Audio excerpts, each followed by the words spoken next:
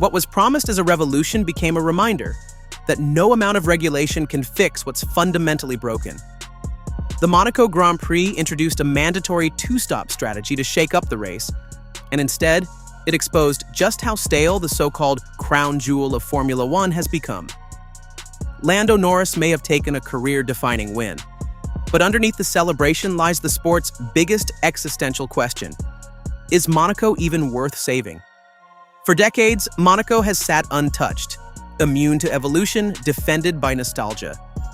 But in 2025, Formula One finally made a move. A mandatory two-stop strategy was introduced, hyped as the solution to the sport's most notorious procession. It was meant to spark risk, chaos, and strategic drama. What we got instead was silence. The top four, Norris, Leclerc, Piastri, Verstappen, finished exactly where their pace dictated. Not a single on-track overtake between them. It was a chess match where no one dared move. Once again, Monaco became more of a backdrop for influencers than a battlefield for racing. But as we dig deeper, what happened behind the leaders might be even more telling and more controversial. Let's not take anything away from Lando Norris. His win was flawless, calm under pressure, strategically perfect, and a deserved reward. He cut Piastri's championship lead down to just 3 points, proving McLaren's dominance isn't just a flash in the pan. Leclerc once again played the part of a hometown hero without a home win. Verstappen, Red Bull rolled the dice, delaying his final stop until the penultimate lap, hoping chaos would strike. It didn't. Enjoying the breakdown? Don't forget to subscribe to Fuel Up Daily for more analysis, reactions, and the stories behind the stats. It wasn't for lack of trying. Drivers pushed, engineers gambled. But Monaco's layout has simply outgrown modern F1 cars. Overtaking was physically impossible. Watching Verstappen stuck behind Piastri despite having the faster pace highlighted the futility. The top four ran like a conga line for 78 laps. No shuffles, no surprises. Even Hamilton in fifth ran what was essentially a private time trial. No battles, just laps. That isn't racing, it's endurance without a climax. And while the front stayed static, the midfield descended into pure chaos and manipulation. Racing Bulls and Williams saw the rulebook not as a framework, but a weapon. Liam Lawson deliberately backed up the pack to help teammate Isaac Hadjar double-stack his stops and secure a career-best P6. Legal? Barely. Sporting? Debatable. Meanwhile, Mercedes got caught in the crossfire. George Russell, refusing to surrender track position after a chicane cut, took a penalty on purpose, a calculated decision that spoke volumes. Even Sainz and Albon were choreographing pit strategies like a ballet. It was racing by loophole, and it worked. The tragedy of Monaco 2025 wasn't just the lack of action, it was how forced everything had to become. Overtakes were replaced by pace games. Strategies weren't bold, they were manipulative. Every team became an actor in a play, reading from a script that left no room for improvisation. And one of the most painful examples? Fernando Alonso, a champion with nowhere to go but out. Fernando Alonso's race ended in smoke, another cruel twist for a driver whose talent is too often wasted by circumstance. His Aston Martin failed, a silent metaphor for the race itself, going nowhere despite all the noise. Earlier in the race, a virtual safety car triggered pit stop chaos after Gabriel Bortoleto tapped the wall. Gasly tried a bold move on Tsunoda and wrecked his race. Russell, Antonelli, Berman all found themselves in scenarios that wouldn't look out of place in a comedy of errors.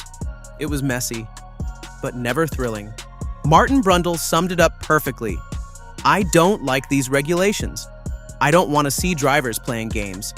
This is supposed to be the highest level of motorsport.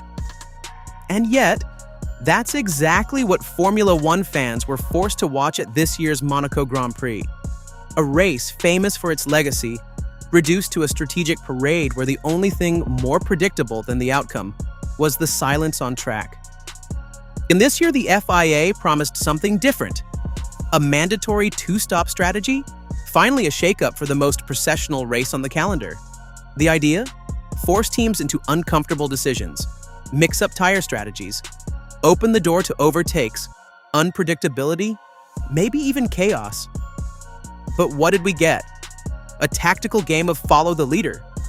Once again, the streets of Monte Carlo, stunning as they are, served more as a catwalk for celebrities and super yachts than a battlefield for world-class drivers. Despite the rule change, the top 4 cars finished in line with their pace. Overtaking was nearly impossible. Strategy was reduced to gap management. And the actual racing? An afterthought. Lando Norris won the race, and make no mistake, it was a landmark moment in his career. Calm, controlled, composed. He soaked up pressure from Charles Leclerc and Oscar Piastri, and he delivered when it mattered. But even his victory was overshadowed by the race itself, because no matter how good your drive is, if no one can pass, no one can challenge, and no one can make a difference on track, what are we really watching? And if you think this was just a one-off situation, think again. Because what happened in the midfield? It was even more revealing.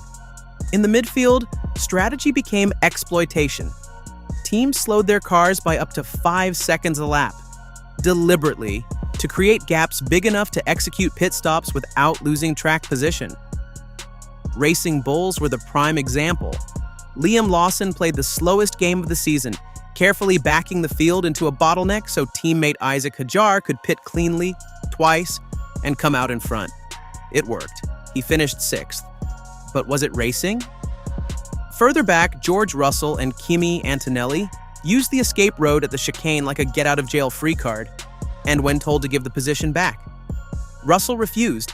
He'd rather take a penalty than risk the overtake. This wasn't wheel-to-wheel action. It was strategy theater.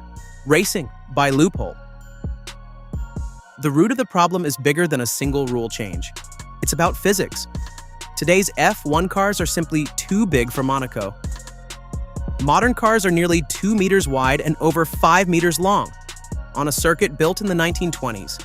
Even when a car behind is 4-5 seconds faster per lap, they still can't get by. Why? Because there's no room. Ted Kravitz pointed it out pre-race. You need a 4-second delta just to attempt a move. That's not racing, that's engineering purgatory. And here's the worst part. Even with that knowledge, the FIA tried to inject life with strategy, and the teams figured out how to game it within minutes. Verstappen, Leclerc, Piastri, Norris, all lapping nose to tail. All with pace, none with opportunity. Red Bull even tried to stretch Verstappen's second stint all the way to the penultimate lap, hoping for a late red flag. That's how desperate things got. Mercedes found themselves caught between strategy traffic and tire offsets that made no difference. Even Lewis Hamilton, normally a magician in tricky conditions, was left running laps in 5th, completely alone in his own time trial. From front to back, the sport was locked in place, a spectacle frozen by its own limitations. If you're enjoying this breakdown and want more no-nonsense F1 analysis, make sure to hit that subscribe button. We break down every race, every controversy, every moment that matters, right here on Fuel Up Daily. Which brings us to the real question. What now? Does Formula One have the courage to challenge Monaco's sacred status? There are ideas. Shrink the cars, modify the layout, maybe extend the track along the pier, create a new braking zone, even consider running a different configuration. But each proposal crashes into 2 brick walls: tradition and safety. DRS through the tunnel? Too dangerous. Widen the circuit. There's no space. Reconfigure the harbor section? That would take a small engineering miracle and a lot of political will. And so the race and the problem rolls on, year after year, rule after rule, with the same result. So, what happens next? Does F1 finally confront the Monaco dilemma? Smaller cars, altered layout, a radical rethink? Or do we keep parading past the problem, hoping tradition can outrun reality? Comments below. And once you're done, don't forget to click on the video that's popping up on your screen right now. And don't forget to subscribe my channel.